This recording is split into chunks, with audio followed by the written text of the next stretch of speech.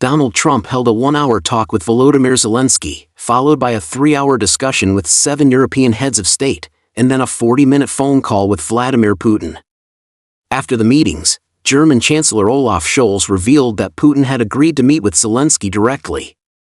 Undoubtedly, this constitutes a major breakthrough. Previously, Putin had emphasized that the timing was not ripe and conditions were not in place for a meeting with Zelensky. Trump stated that he would no longer pursue a temporary ceasefire between Russia and Ukraine. Instead, he would strive to push the two sides to directly reach an agreement that could end the war and achieve permanent peace. This aligns with Putin's long-standing stance, indicating that Trump is siding with Putin on key issues. On the 17th, U.S. Special Envoy for Middle East Affairs Brett McGurk said that Russian President Vladimir Putin, during the U.S.-Russia summit on the 15th, expressed willingness to accept the U.S. proposal to provide Ukraine with NATO-style collective defense security guarantees and also showed openness to making certain compromises on Ukraine's territorial issues. This marks the first such concession made by Putin since the outbreak of the Russia-Ukraine conflict. In a post published after the talks, Trump stated that his discussions with Zelensky, European leaders, and NATO leaders had progressed smoothly, and everyone was pleased about the possibility of achieving peace between Russia and Ukraine. It is clear that Putin also demonstrated sincerity for peace by making compromises. However, while Putin has compromised, Zelensky has refused to comply. He even expressed strong dissatisfaction with Trump's demands for concessions. Zelensky publicly voiced his discontent to Trump, emphasizing that the U.S. and Western commitments to protect Ukraine made at the time had not been fulfilled.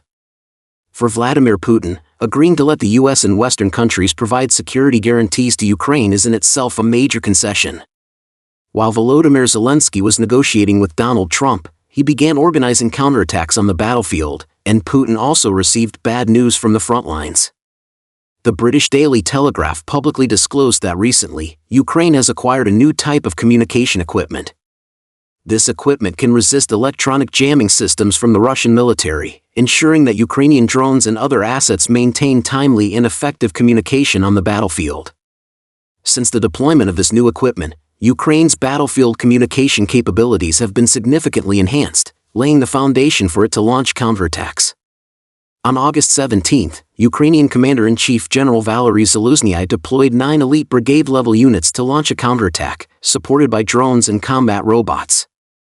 With the help of the new equipment, Ukrainian forces carried out an effective counterattack in the Sumy region and began retaking some villages, towns, and strongholds previously occupied by Russian troops.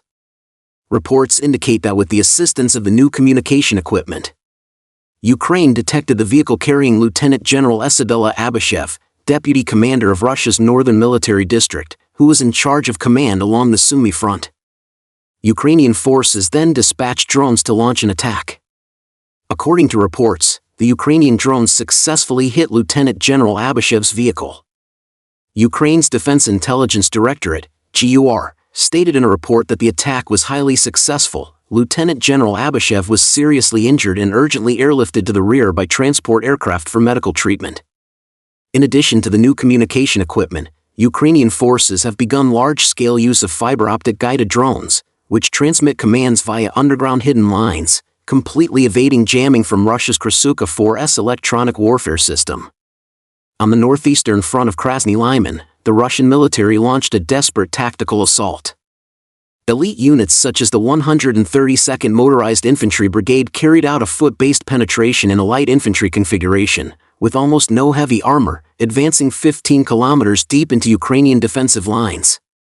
The Russian assault was highly successful, dealing a significant blow to Ukrainian morale, and Ukrainian forces failed to organize an effective resistance.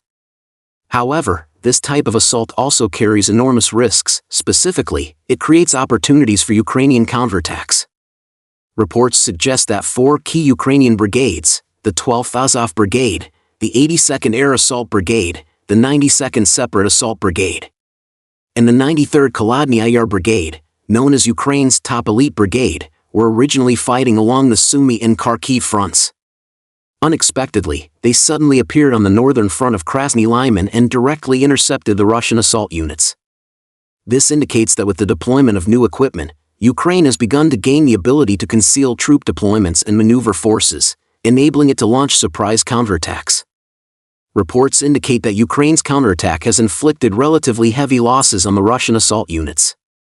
According to Ukraine's account, approximately 600 Russian troops were eliminated in total, including around 400 killed and dozens captured. These casualties mainly came from Russia's 132nd Motorized Infantry Brigade and some units of the Donetsk People's Militia. Of course, this is only Ukraine's one-sided claim, and the specific situation has not yet been confirmed by Russia. However, information obtained from authoritative sources shows that Ukraine's counterattack has indeed caused significant trouble for the Russian assault units. Ukraine's strategic intent is obvious. Battlefield victories have become Zelensky's most important bargaining chip in negotiations. Military analyst Mikhailo Samas pointed out that among the 9 Ukrainian brigades assembled in the direction of Krasnaya Derevnya, the strength readiness rate of 3 brigades is less than 60%. While this all-out deployment has curbed the Russian offensive in the short term, it has exposed the deep-seated crisis of Ukraine's troop shortage. Naturally, Ukraine launching a counterattack in itself is a form of strategic gamble.